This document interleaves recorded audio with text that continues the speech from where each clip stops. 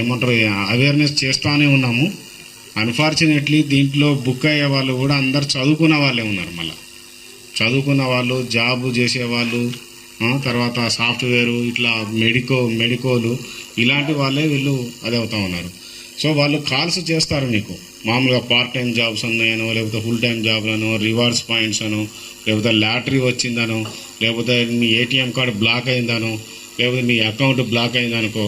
ఇప్పుడు రైతులోకి ఏమంటే పంట రుణాలు వచ్చినాయి దాని గురించి అని కావచ్చు, లేకపోతే రైతు బంధు పడ్డదని కావచ్చు, ఏదో ఒక రూపంలో మిమ్మల్ని కాల్ చేసి మిమ్మల్ని మాటల్లో పెడతారు.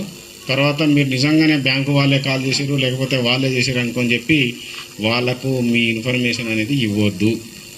ఫస్ట్ మీకు సంబంధించినటువంటి వ్యక్తిగతమైన ఇన్ఫర్మేషన్, మీ పేరు కావచ్చు, ఫోన్ నెంబర్ కావచ్చు, తర్వాత మీ డీటెయిల్స్ కూడా ఇవ్వద్దు. అలాగే మీకు సంబంధించినటువంటి బ్యాంకింగ్ ఇన్ఫర్మేషన్, మన ఏది బ్యాంక్ అకౌంట్ నెంబర్ కానీ, ఏటీఎం కార్డ్ నెంబర్ కానీ, పాన్ నెంబర్ కావచ్చు, పిన్ నెంబర్ కావచ్చు, ఏది కూడా షేర్ చేయకండి.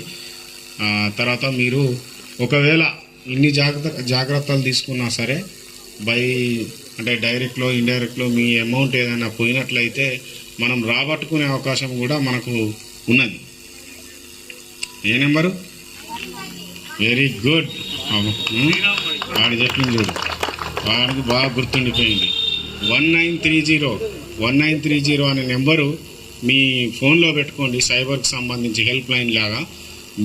మీ డబ్బులు ఏమైనా పోయినట్లయితే very very very next hour మీరు వెంటనే ఆ 1930కు కాల్ చేసి మీ డీటెయిల్స్ చెప్పినట్లయితే మీ అకౌంట్లో నుంచి పోయినటువంటి డబ్బులు ఎవడో ఫ్రాడ్స్టర్ వాని అకౌంట్లకు ట్రాన్స్ఫర్ చేసుకుంటాడు కనుక వాడు మళ్ళీ ఫర్దర్ దాన్ని విత్డ్రా చేయడం కానీ, లేకపోతే మళ్ళీ ట్రాన్స్ఫర్ చేయడం కానీ చేయకుండా దాన్ని హోల్డ్లో పెట్టే అవకాశం ఉంటుంది.